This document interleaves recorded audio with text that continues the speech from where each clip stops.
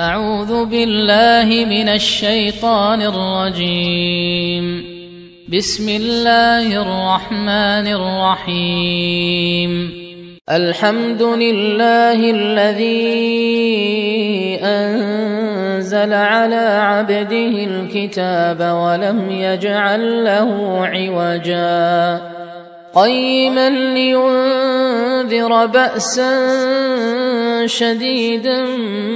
من لدنه ويبشر المؤمنين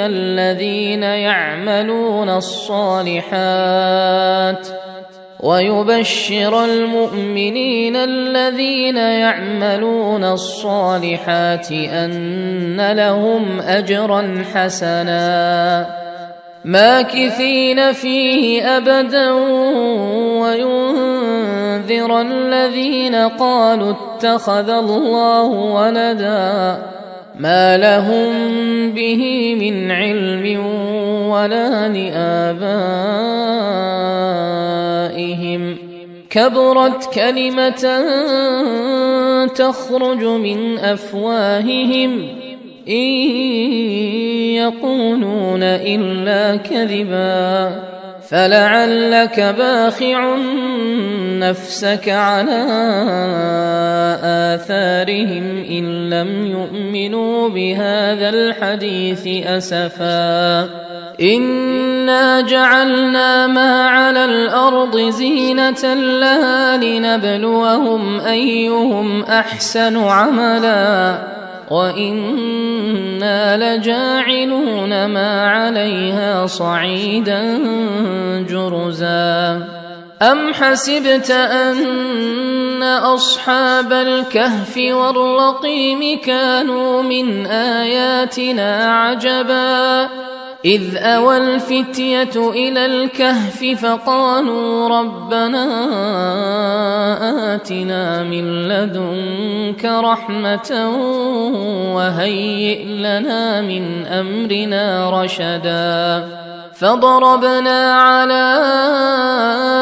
آذانهم في الكهف سنين عددا ثم بعثناهم لنعلم أي الحزبين أحصى لما لبثوا أمدا نحن نقص عليك نبأهم بالحق إنهم فتية آمنوا بربهم وزدناهم هدى وربطنا على قلوبهم إذ قاموا فقالوا ربنا رب السماوات والأرض لن ندعو من دونه إلها لقد قلنا إذا شططا هؤلاء قومنا اتخذوا من دونه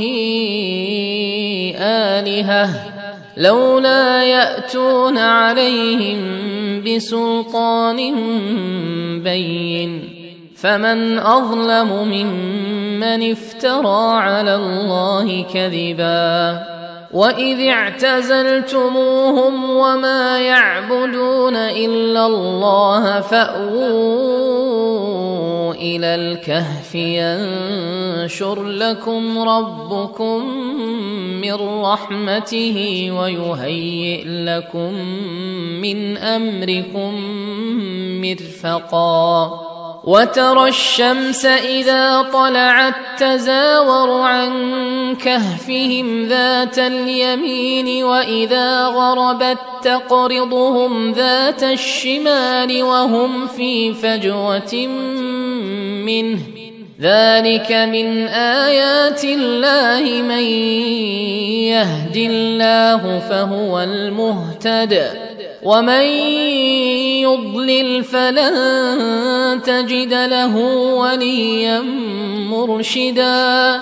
وتحسبهم أيقاظا وهم رقود ونقلبهم ذات اليمين وذات الشمال وكلبهم باسط ذراعيه بالوصيد لو اطلعت عليهم لوليت منهم فرارا ولملئت منهم رعبا وكذلك بعثناهم ليتساءلوا بينهم قال قائل منهم كم لبثتم قالوا لبثنا يوما أو بعض يوم قالوا ربكم أعلم بما لبثتم فابعثوا أحدكم بورقكم هذه إلى المدينة فلينظر أيها أزكى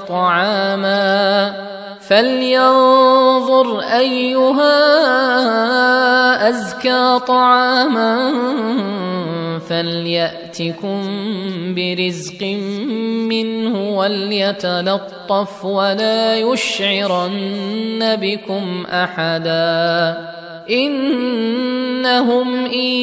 يظهروا عليكم يرجموكم أو يعيدوكم في ملتهم ولن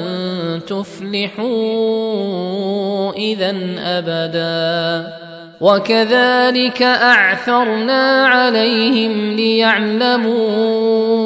أن وعد الله حق وأن الساعة لا ريب فيها إذ يتنازعون بينهم أمرهم فقالوا ابنوا عليهم بنيانا ربهم أعلم بهم قال الذين غلبوا على أمرهم لنتخذن عليهم مسجدا سيقولون ثلاثة رابعهم كلبهم ويقولون خمسة سادسهم كلبهم رجما بالغيب ويقولون سبعة وثامنهم كلبهم قل ربي أعلم بعدتهم ما يعلمهم إلا قليل فلا تمار فيهم إلا مراء ظاهرا ولا تستفت فيهم منهم أحدا ولا تقولن لشيء إني فاعل ذلك غدا إلا أن يشاء الله واذكر ربك إذا نسيت وقل عسى أن يهديني ربي لأقرب من هذا رشدا ولبثوا في كهفهم 300 سنين وازدادوا 9 قل الله أعلم بما لبثوا له غيب السماوات والأرض أبصر به وأسمع ما لهم من دونه من ولي ولا يشرك في حكمه أحدا واتل ما أوحي إليك من كتاب ربك لا مبدل لكلماته ولن تجد من دونه ملتحدا واصبر نفسك مع الذين يدعون ربهم بالغداة والعشي يريدون وجهه ولا تعد عيناك عنهم تريد زينة الحياة الدنيا ولا تطع من أغفلنا قلبه عن ذكرنا واتبع هواه وكان أمره فرطا وقل الحق من ربكم فمن شاء فليؤمن ومن شاء فليكفر إنا أعتدنا للظالمين نارا أحاط بهم سرادقها وإن يستغيثوا يغاثوا بماء كالمهل يشوي الوجوه بئس الشراب وساءت مرتفقا إن الذين آمنوا وعملوا الصالحات إنا لا نضيع أجر من أحسن عملا أولئك لهم جنات عدن تجري من تحتهم الأنهار يحلون فيها من أساور من ذهب ويلبسون ثيابا خضرا من سندس واستبرق متكئين فيها على الأرائك نعم الثواب وحسنت مرتفقا واضرب لهم مثلا الرجلين جعلنا لأحدهما جنتين من أعناب وحففناهما بنخل وجعلنا بينهما زرعا كلتا الجنتين آتت أكلها ولم تظلم منه شيئا وفجرنا خلالهما نهرا وكان له ثمر فقال لصاحبه وهو يحاوره أنا أكثر منك مالا وأعز نفرا ودخل جنته وهو ظالم لنفسه قال ما أظن أن تبيد هذه أبدا وما أظن الساعة قائمة ولئن رددت إلى ربي لأجدن خيرا منها منقلبا قال له صاحبه وهو يحاوره أكفرت بالذي خلقك من تراب ثم من نطفة ثم سواك رجلا لكن هو الله ربي ولا أشرك بربي أحدا ولولا إذ دخلت جنتك قلت ما شاء الله لا قوة إلا بالله إن ترني أنا أقل منك مالا وولدا فعسى ربي أن يؤتيني خيرا من جنتك ويرسل عليها حسبانا من السماء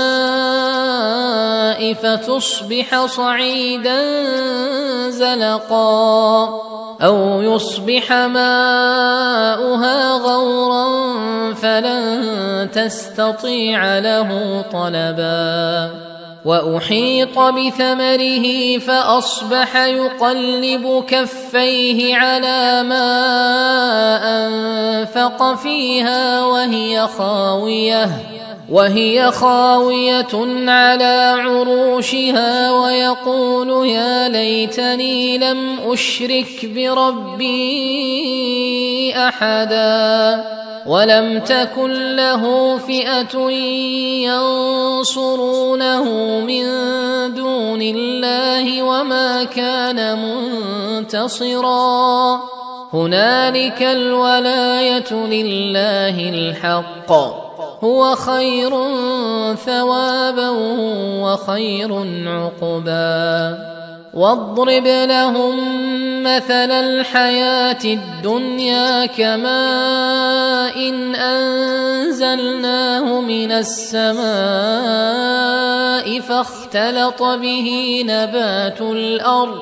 فاختلط به نبات الأرض فأصبح هشيما تذروه الرياح وكان الله على كل شيء مقتدرا المال والبنون زينة الحياة الدنيا والباقيات الصالحات خير عند ربك ثوابا وخير أملا ويوم نسير الجبال وترى الأرض بارزة وحشرناهم فلم نغادر منهم أحدا وعرضوا على ربك صفا لقد جئتمونا كما خلقناكم أول مرة بل زعمتم أن لن نجعل لكم موعدا ووضع الكتاب فترى المجرمين مشفقين مما فيه ويقولون يا ويلتنا ما لهذا الكتاب لا يغادر صغيرة ولا كبيرة إلا أحصاها ووجدوا ما عملوا حاضرا ولا يظلم ربك أحدا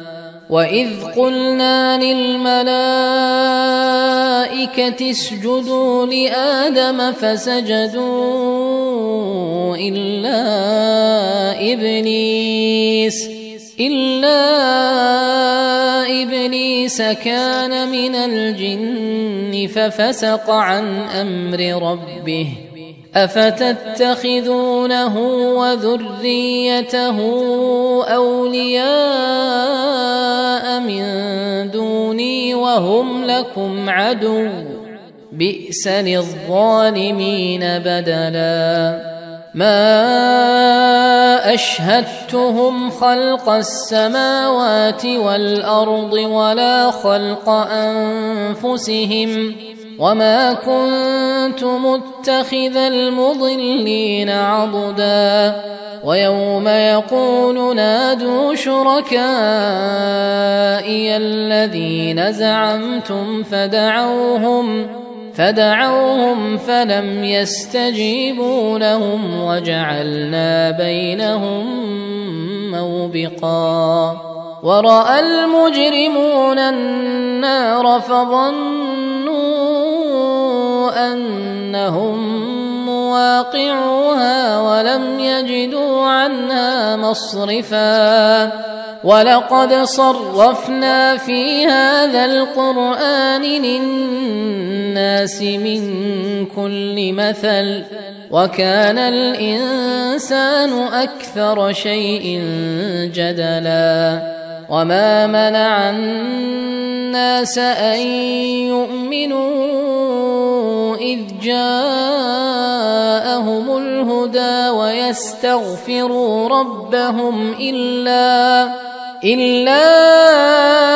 أن تأتيهم سنة الأولين أو يأتيهم العذاب قبلا وما نرسل المرسلين إلا مبشرين ومنذرين ويجادل الذين كفروا بالباطل ليدحضوا به الحق واتخذوا آياتي وما أنذروا هزوا ومن أظلم ممن ذكر بآيات ربه فأعرض عنها ونسي ما قدمت يداه إنا جعلنا على قلوبهم أكنة أن يفقهوه وفي آذانهم وقرا وإن تدعهم إلى الهدى فلن يهتدوا إذن أبدا وربك الغفور ذو الرحمة لو يؤاخذهم بما كسبوا لعجل لهم العذاب بل لهم موعد لن يجدوا من دونه موئلا وتلك القرى أهلكناهم لما ظلموا وجعلنا لمهلكهم موعدا وإذ قال موسى لفتاه لا أبرح حتى أبلغ مجمع البحرين أو أمضي حقبا فلما بلغا مجمع بينهما نسيا حوتهما فاتخذ سبيله في البحر سربا فلما جاوزا قال لفتاه آتنا غداءنا لقد لقينا من سفرنا هذا نصبا قال أرأيت إذ أوينا إلى الصخرة فإني نسيت الحوت وما أنسانيه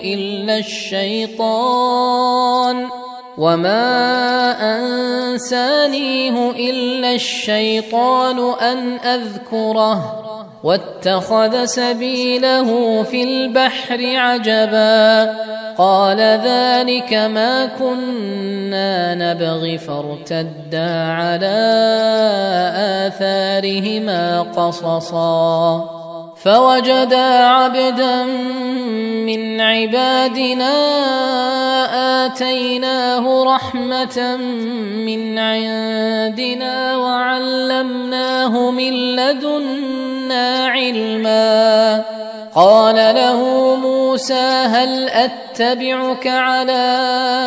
أن تعلمني مما علمت رشدا قال إنك لن تستطيع معي صبرا وكيف تصبر على ما لم تحط به خبرا قال ستجدني إن شاء الله صابرا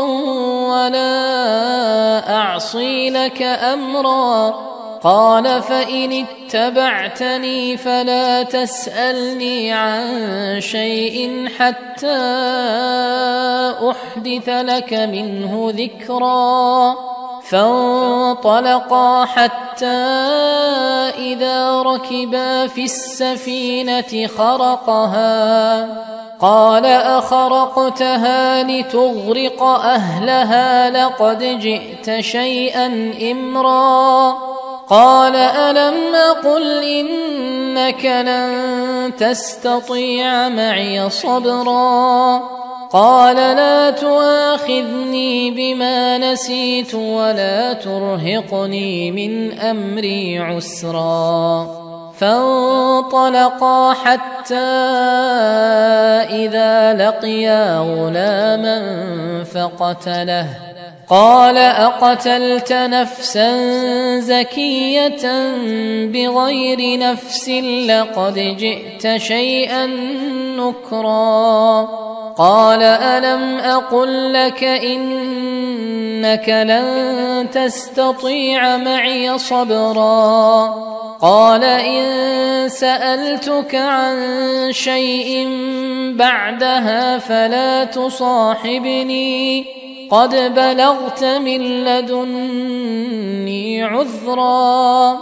فانطلقا حتى إذا أتيا أهل قرية استطعما أهلها فأبوا أن يضيفوهما فوجدا فيها جدارا يريد أن ينقض فأقامه. قال لو شئت لاتخذت عليه أجرا. قال هذا فراق بيني وبينك سأنبئك بتأويل ما لم تستطع عليه صبرا. أما السفينة فكانت لمساكين يعملون في البحر فأردت أن أعيبها وكان وراءهم ملك يأخذ كل سفينة غصبا. وأما الغلام فكان أبواه مؤمنين فخشينا أن يرهقهما طغيانا وكفرا فأردنا أن يبدلهما ربهما خيرا منه زكاة وأقرب رحما. وأما الجدار فكان لغلامين يتيمين في المدينة وكان تحته كنز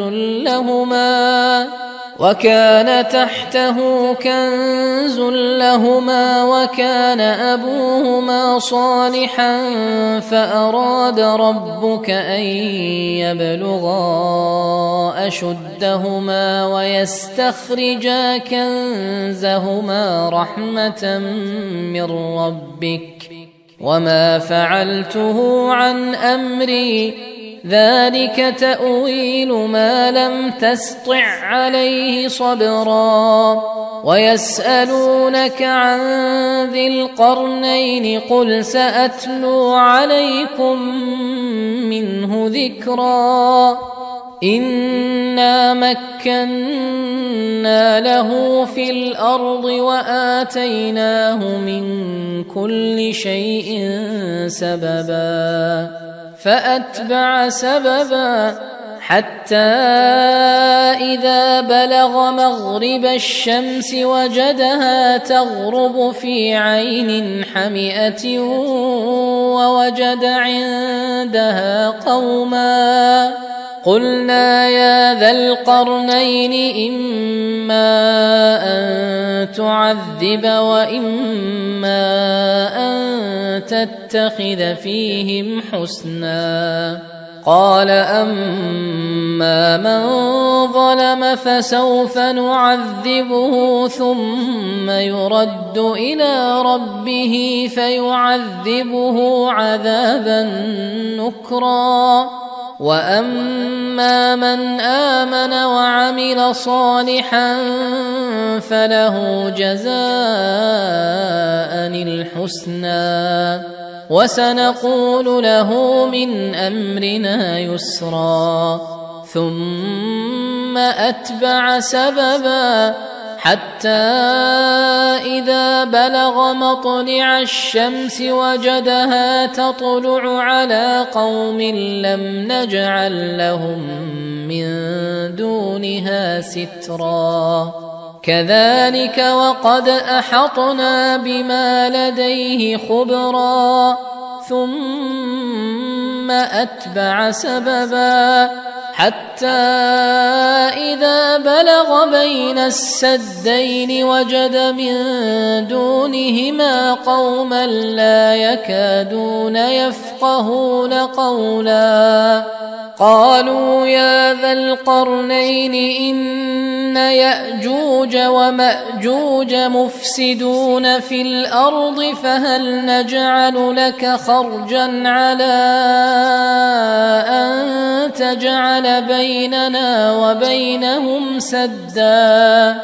قال ما مكني فيه ربي خير فأعينوني بقوة أجعل بينكم وبينهم ردما آتوني زبر الحديد حتى إذا ساوى بين الصدفين قال انفخوا حتى إذا جعله نارا قال آتوني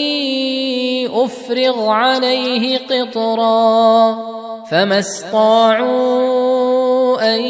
يظهروه وما استطاعوا له نقبا قال هذا رحمة من ربي فإذا جاء وعد ربي جعله دكاء وكان وعد ربي حقا وتركنا بعضهم يومئذ يموج في بعض ونفخ في الصور فجمعناهم جمعا وعرضنا جهنم يومئذ للكافرين عرضا الذين كانت أعينهم في غطاء عن ذكري وكانوا لا يستطيعون سمعا أفحسب الذين كفروا أن يتخذوا عبادي من دوني أولياء إنا أعتدنا جهنم للكافرين نزلا قل هل ننبئكم بالأخسرين أعمالا الذين ضل سعيهم في الحياة الدنيا وهم يحسبون أنهم يحسنون صنعا أولئك الذين كفروا بآيات ربهم ولقائه فحبطت أعمالهم فلا نقيم لهم يوم القيامة وزنا ذلك جزاؤهم جهنم بما كفروا واتخذوا آياتي ورسلي هزوا إن الذين آمنوا وعملوا الصالحات كانت لهم جنات الفردوس نزلا خالدين فيها لا يبغون عنها حولا قل لو كان البحر مدادا لكلمات ربي لنفد البحر قبل أن تنفد كلمات ربي ولو جئنا بمثله مددا قل إنما أنا بشر مثلكم يوحى إلي أنما إلهكم إله واحد فمن كان يرجو لقاء ربه فليعمل عملا صالحا ولا يشرك بعبادة ربه أحدا.